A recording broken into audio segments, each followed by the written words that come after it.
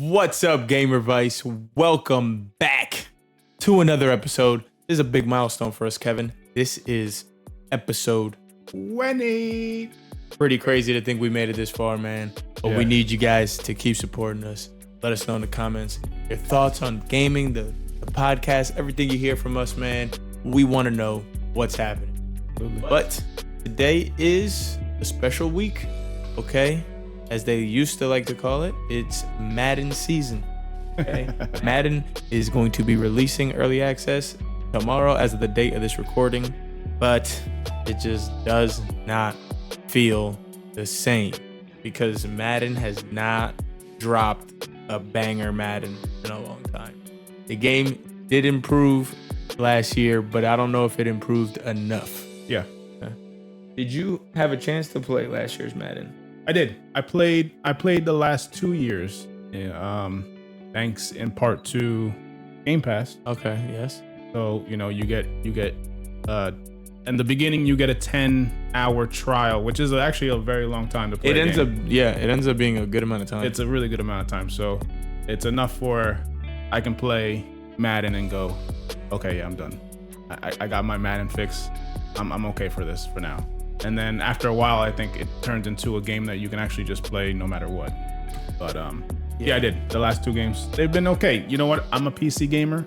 So PC gamers have been taking the shitty versions for the past years up until this year. So I thought they were making progress, and I thought we had something good happening where Madden finally brought the next gen to PC, because I don't know why they lag behind, considering PCs can do just as much, if not more, than the PS5 and the Series X. But happy about that. And we were waiting for the big step about crossplay. And in last week's episode, I mentioned how I was so excited. I'm ready to do the franchise mode with my boys. We've been doing it. We did it like 3 years ago during COVID, which is like the second to last time I bought Madden, because I went 2 years without buying Madden. So I was excited. And they brought some franchise features back. Okay, once again, they brought it back like we mentioned before in an episode about how Diablo and all these companies bring stuff back, and then like somehow we're excited about it. But it's like, you should have never got rid of it. That's besides the point. But Madden is crossplay. Half-baked crossplay. Okay? I am not happy about it at all. What I mean by half-baked is, I just found out as a couple days ago, I was excited about the franchise mode with my boys, that it is only cross-play for head-to-head, superstar mode, and the superstar KO mode. So the superstar mode is now like the new yard. It's like a 3v3. So, and there's going to be no AI. It's not the 7-on-7 where they might used to have AI from the yard. They like changed it a little bit. And now it's obviously superstar mode instead of face of the franchise, which is great. And I feel like that's hinting at Road to the Glory coming back in hopefully next year, the NCAA football game. So hopefully you can bring your Road to Glory character over to Madden in superstar mode and get drafted like the good old days. That's nice. But as you can see, I left out CFM, connected franchise mode. It is not crossplay. Why did you guys really give us a half-baked cross-play experience? Like, that's actually foul. Madden 24 will be cross-play.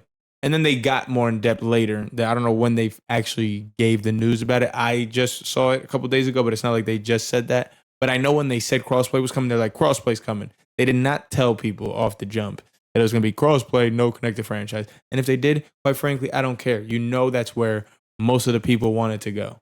So again, it's like, did you really give us crossplay now? It's like, you gave it to us, but you ain't give it to us. And I'm just upset about it. And I wish Madden didn't have to do us dirty like that. But boy, they better come clean.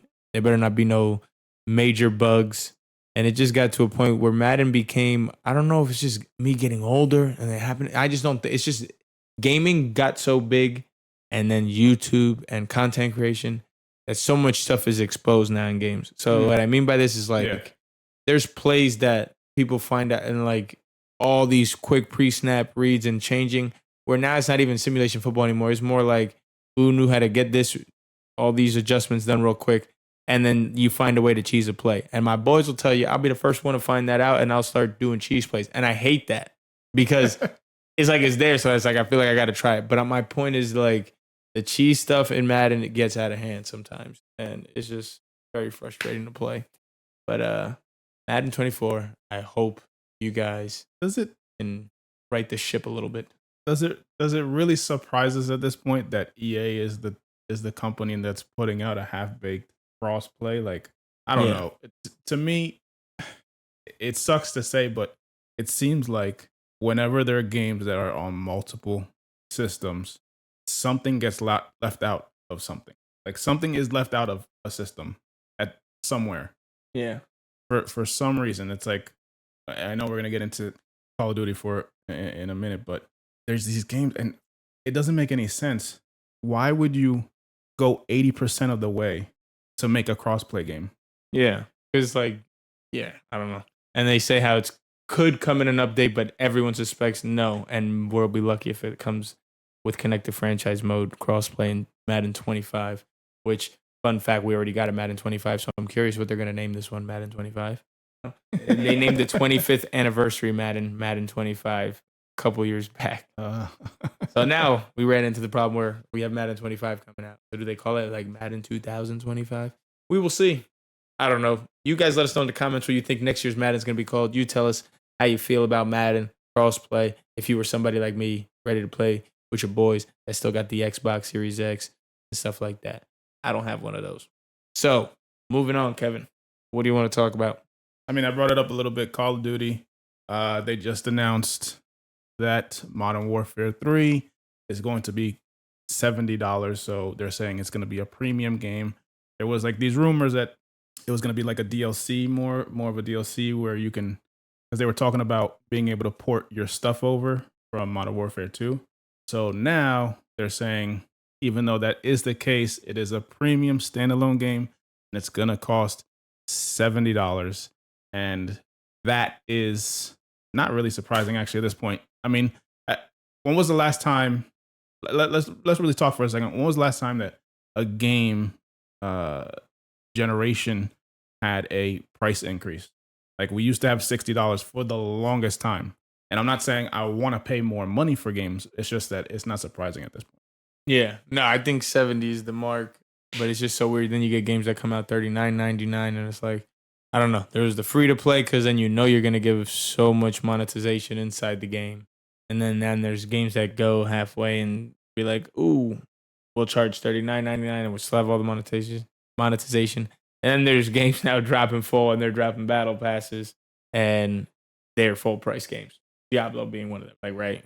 And who, like, Call of Duty has been doing it for a while now, right? Full price game, but then you got the cosmetics. But I mean, I guess Call of Duty says because their actual game is always money, but their battle royale experience is always free. Yeah. But it's like all the guns Yeah. of leveling in a way more normal way are locked behind the game. The game. Because it's like, yes, you have all access to all the guns, but the attachments unlock at levels of the guns, and it's 100 times easier to level up a gun playing regular multiplayer. Yep. And just using your gun every time rather than having to try to buy a loadout to find your gun on the floor in a Warzone game. Bullshit. So it's a little crazy to me. But yeah, the gaming and the price stuff doesn't surprise me. But I guess what would be a little interesting is I kind of saw an article about this, and those of you might know, a game that's up for Game of the Year now, and I feel like a lot of big name places and studios and money greed people are not happy with this company because they went against the grain. And boy, does obviously every gamer love it right now. Baldur's Gate 3. Oh, yeah. They went against everything. Full paid game. Boom. And not 1 inch of monetization. Yeah. Anything. Fine. It's your full experience. And apparently the game is great. I don't think it's my style of game because it has a little bit of, it's got like that Dungeon and Drag. Like, I don't know what makes it exactly different than Diablo because I never understood. I always knew about the Boulder Gates. But there's an article about like, oh, how companies are mad. And it's like, and then people are trolling underneath. It's like, oh my God, yeah. God forbid we, make, games the way people want them to be made. Like, complete. But that is so scary. And that's what See, so here we go. And then we always wonder, and we talk about hypotheticals. Yeah. A company just released a game, no major bugs or glitches, no monetization. It's a full package game, being a game that they dropped and put their blood and sweat into. Right. And then boom, full price. You pay for it. The game's yours. And they're still obviously probably supporting it in the sense of like certain patches and stuff like that. And meanwhile, all it's done is get what? Praise. Yeah. But somehow nobody will take notes. Like that's right. Like nobody will take notes on that and be like, you know what? We should be doing this because it probably means less money coming your way. It 100% means less money. Yeah. So that's what it's about. It's like, do you even care about putting good products out, or you just know you care about the money? And it's like you're putting out money, or you're putting out these products, and people are spending money on it because they think they're gonna get something good, and that's what we always had that hope as gamers. And then we're just so mad, like, nah, they let us down. It is like this is missing this, and it's like we already paid, so they got us. But like they're still so willing to make all that money still, but then still get so much negative feedback from everyone playing the game. It's like crazy. Yeah, but you know what? Nobody can convince me for the longest time that the last, I don't know, 3, 4, 5 Call of Duty games, Madden, FIFA, 2K, pretty much any sports game. Oh yeah, okay, yeah. I know what you're about to say. You know what I mean? They're all the type of games where all those type of games, they could have been like an upgrade. You know what I mean? They could have been like a season. They could have been a DLC. They could have been just an update of some kind. Sport games gets us. The only thing with sport games is it's locked behind roster updates. Yeah. Because realistically, they should probably patch sports games for every 3 years. Like re-drop a new one every 3 years, but patch one for 3-year period. Like that's what I'm saying. And maybe just say, all right, $10 for the roster pack. Like I don't even know. Like, but again, not gonna do it because it's like, Madden keeps saying all these new features and half the time when they drop the feature, because they do a quick turnaround, they're working on a feature. Like literally, they drop this Madden, right? Like it comes out tomorrow. Then they're gonna spend, because for the 6 months, it's gonna be people bashing them and needing to get bugs and fixing things. Yeah. But on top of that, guess what? Once they drop this, like Madden 25 starts now, the development process. Like at the same time, you have a team doing that. Right. And if not, if you're gonna tell me they started 3 months from now, that means now you have 9 months to get a game ready. Yeah. And that's why when they try new features, we all know any good stuff that came out of games has been tested and worked on for years when games drop, or like when you have a new IP or something that's been working on a game for 5 years and it's like, ooh, this is a good game. All the good games have been worked on for a long time. So it's like, it's funny. They sell you a dream is what it is with features all the time in sport games. It's like, that feature didn't come out as good as it should have been. Also, to your point about making money, obviously it's a profit thing, right? So, especially when it comes to sports games, but it also works, I think, a little bit for like Call of Duty cosmetics. I think certain cosmetics and also just like the packs that they sell you, where you get, these custom loadouts, these loadouts that you buy, basically, they're better than what you would normally start at if you're at the bottom. So you can basically buy yourself into a better version gun. You can buy yourself into a skin that may help you in Warzone. You may think it helps you. I don't know. Same thing with Madden. It doesn't matter how much Madden costs because people are going to buy it, and then they're still going to spend money on Ultimate Teams. 2K, doesn't matter how much you put that price at, because people are going to buy it, and then they're still going to spend money on those coins. Same with MLB The Show, whatever I think there's tickets or whatever they're called. Like, it doesn't matter. People are going to spend money just to get a competitive edge over the next person. Yeah, I hear it. And last note on Kyle, we're just going to go over real quick because I guess we're going to find out more about this in the coming days or weeks. But I don't know. You told me something about like some sneaky drama, Call of Duty. So apparently there's like these tweets that a couple people, I guess the people who are prominent enough in the Call of Duty space community. We'll go ahead and put those up on the screen for you, by the way, so you guys see what we're talking about. They put these tweets out that basically said like the Call of Duty that we know and love, or some of us love, some of us hate, but the Call of Duty that we know of as of right now is not going to be the Call of Duty we're going to be seeing moving forward. It's going to change, and apparently by the tone of the tweet, it's for the worse. So it's going to be interesting to see. Apparently there's a tweet and we'll put it on the screen, and then another person kind of corroborated that this is something big's about to happen. So it's gonna be interesting to see exactly what it is, how long it takes. Hopefully, we don't talk about it now and they hold out another 2-3 months before they drop whatever this news is.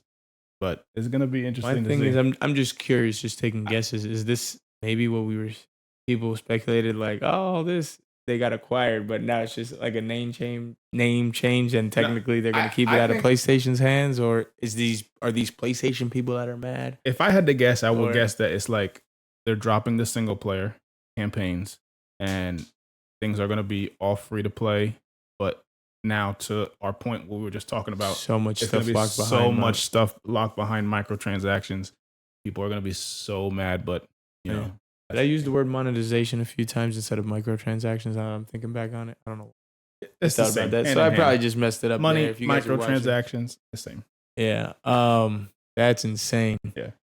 Leading into something else that's getting closer and closer. The big talk of the year, Starfield. Yeah. Apparently, review codes are out or are going out, because then I read something about them going out September 1st. But if the review codes go out September 1st, I guess you're just saying you're giving out the game for free, because I guess the game's technically always being given out for free review codes, but we're just used to review codes being out before everyone else can touch the game. If they're out September 1st, I feel like then that's the day early release. Everybody's got it. No, I think from what I read, the review codes are going out this week or later this week. So. Okay.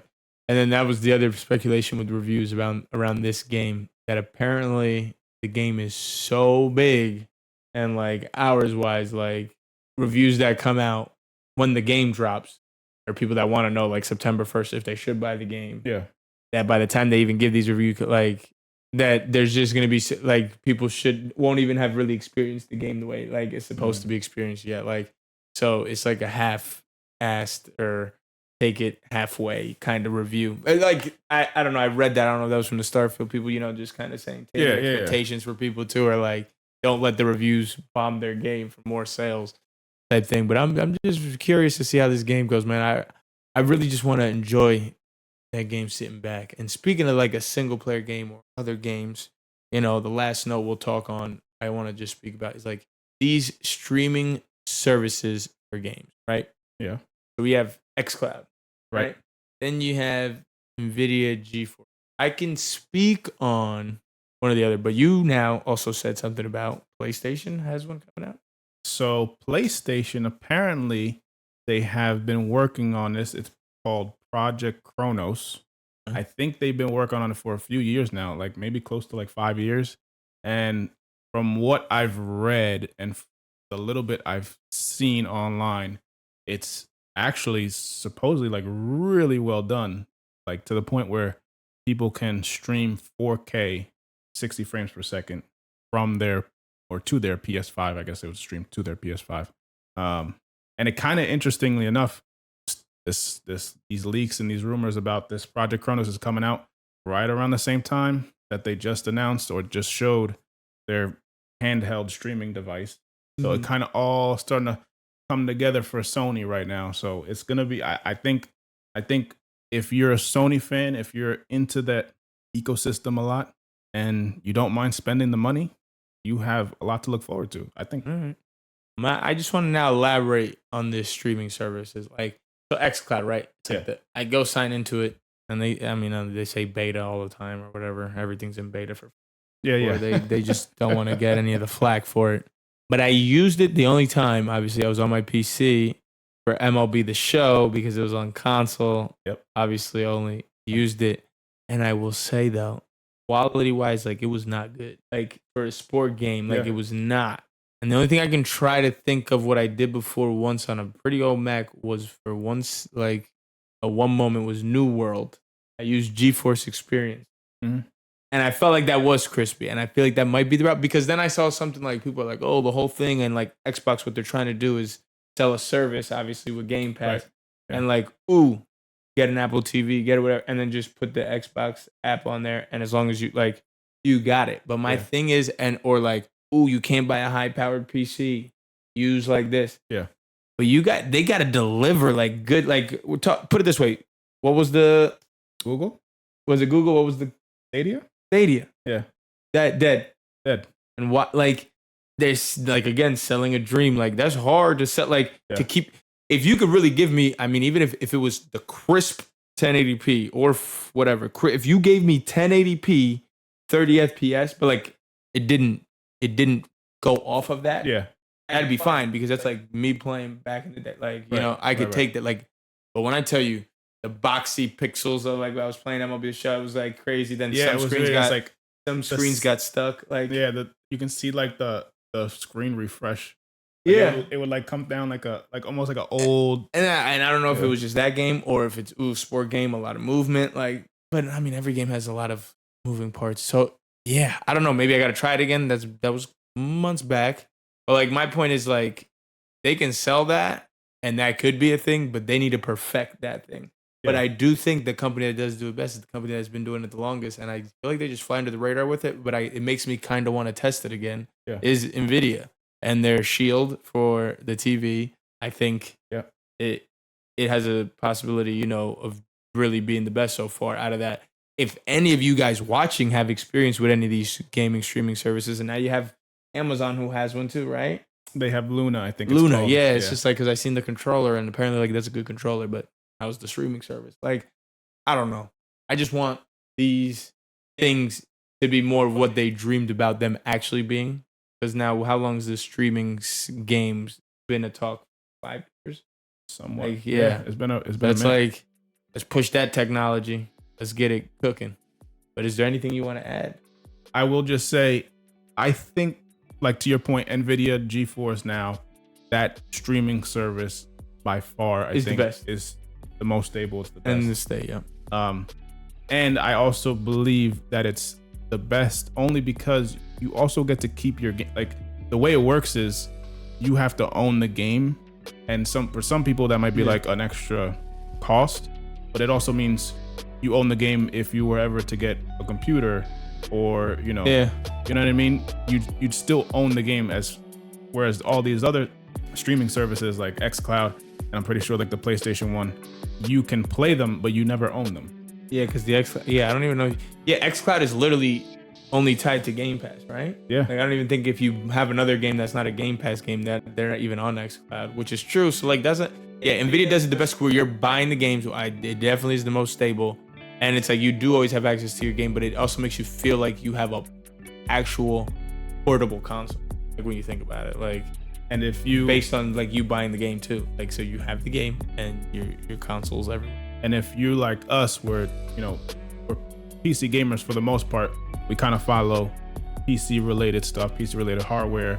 You know, NVIDIA with their new 480, 490 series cards, they just upgraded all of their servers to be 480. So if you spend, I think it's $100 for 6 months, which again, it sounds like a lot, but for 2 years you spend $200. Where are you going to spend $200 on a PC or a console or whatever, you know what I mean? Yeah. So all those servers have been upgraded to give you a 480 experience. So you can pretty much stream. They're saying you can pretty much stream 4K 60 frames per second consistently. I think that is the best deal. I hope that they keep working on it. I feel like as weird as it sounds with Xbox and their Game Pass, and they added the xCloud to it, I feel like Microsoft is kind of falling behind now with the streaming stuff. Because if people catch one to NVIDIA, because NVIDIA's really good, and apparently this Sony project is really good too. But I guess that's the difference. Like let's just say $17.99 for xCloud. Right. You have a whole games library. You pay for NVIDIA. You're like GeForce experience. Right. You only are paying for the experience. Then you got to buy your games. Yeah. So you're talking about a huge library, but again, huge library, but I'm not getting the experience I should be getting. But ladies and gentlemen, that here is going to conclude our episode. But you know where you're at. GAMERViCE, giving you all the vice you need. But man, again, let us know in the comments if any of these things we talked about relate to you, or you have any opinions about them yourself. argue with us, tell us we're stupid, tell us you like us. You know, it doesn't have to be negative. Yeah. But I don't know. I thought it was a good episode, Kevin. Good episode, man. Good episode. Episode 20. We just gonna keep on going. Catch you guys in the next one. Peace.